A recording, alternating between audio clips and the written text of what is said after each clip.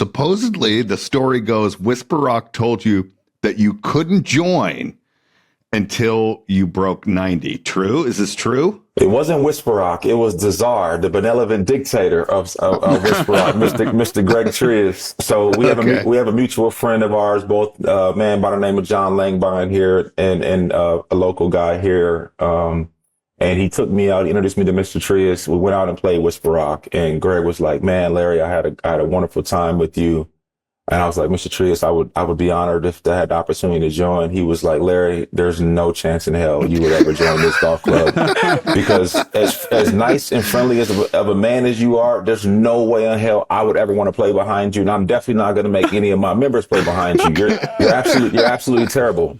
So this is what I will do. I will do this. This is probably, we played in, this was like February. The Super Bowl's over. Yeah, it was about February. And he was like, "This is what I will do. If you can break 90 on a real golf course, give me a call and we'll make it happen." And so, like any competitive person, like when you're challenged like that, he challenged my manhood. He embarrassed me in front of all these people who told me I was terrible.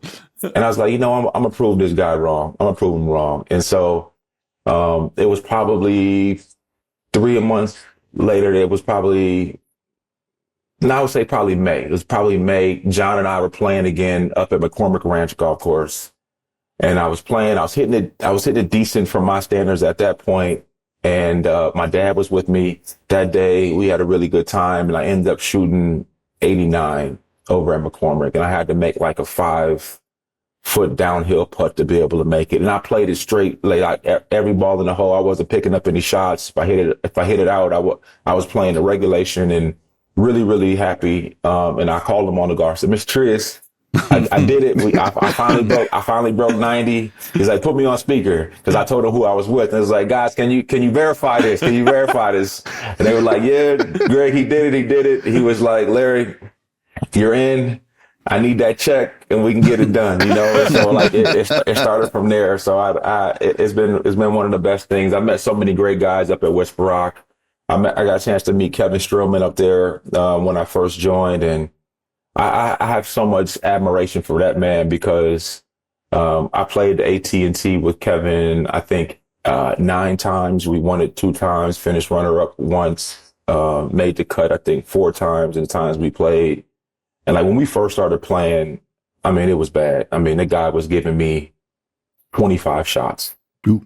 25 shots. And he would still play with me. Like, this guy has his tour card, top 75 player in the world. And he was playing with me, shooting those type of numbers. And I just remember when we were getting into the to the nitty gritty out there in Pebble Beach, like how calming it was to be able to play with somebody who, you play so many rounds of golf with. And, that's all just part of the relationships that you're able to develop on this golf course that are just truly amazing. Did you ever play with Jake Plummer while he was on mushrooms, and then he would just like paint a picture on the scorecard afterward?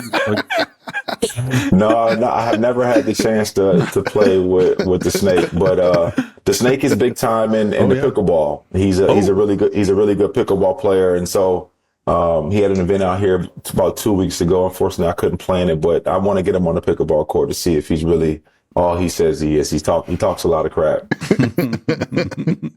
Larry, Brian always talks about the American Century Championship in Tahoe. How does playing in the Pro-Am at Pebble Beach compare to playing in the event in Tahoe? Completely different vibe. And Brian could attest to it. The American Century is like, it's just the fellas, actors, athletes, entertainers, like you name it. And I think everybody's bonded by the uniqueness of the game of golf, and various different levels. I mean, you got Larry the Cable Guy, who's a much better player than he was. I mean, he can actually keep it on the map now. Yeah. People don't confuse y'all, just 2 Larrys, one Larry the No, nobody ever confuses me. I never wear the camo on the golf course. Yeah.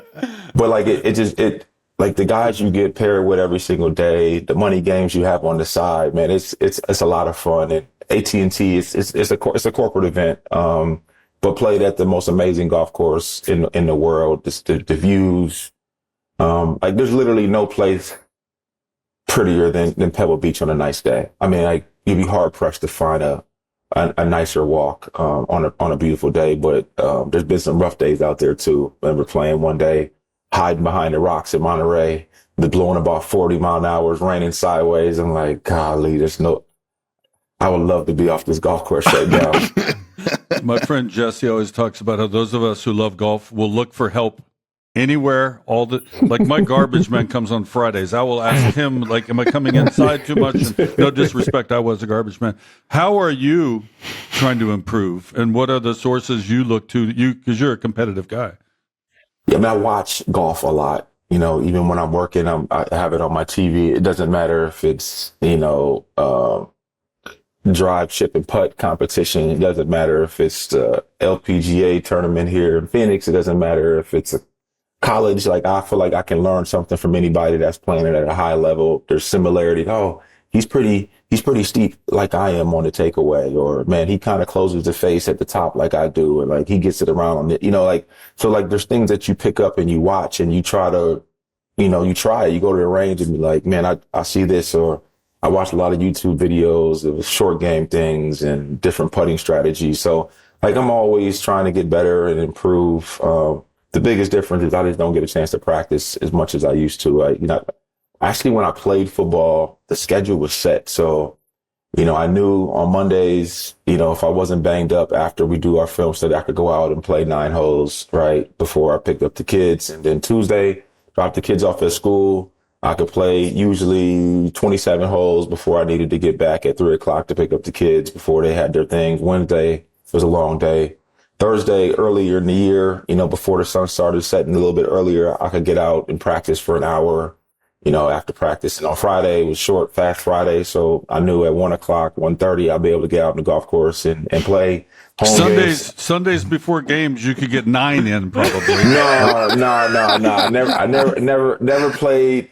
Never played on Sundays, but early in the year I definitely played. I never played before game. I've definitely played after a game on a Sunday. Oh, really? Yeah, for sure. We win, and I was, we play a 1 o'clock game, be done earlier in the year. You can go sneak you in 9. It was always fun. It'd be like people were looking at you like, just fine. Yeah, you saw me in the end zone a couple hours ago, but I'm handling my business now though. That's good. That's amazing.